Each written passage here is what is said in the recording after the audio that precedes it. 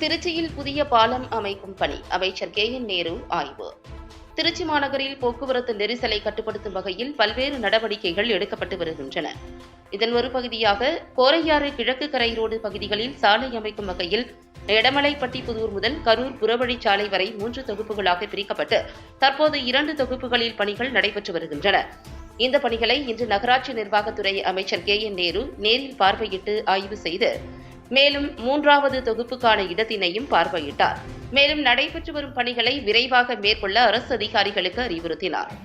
ஆய்வின் போது மாவட்ட ஆட்சித்தலைவர் சரவணன், மேயர் அன்பழகன், மாநகராட்சி ஆணையர் மதுபாலன், நகர பொறியாளர் சிவபாதம், திருச்சி வருவாய் கோட்டாட்சியர் அருள் மற்றும் துறை அதிகாரிகள் உள்ளிட்ட பலர் கலந்து கொண்டனர்.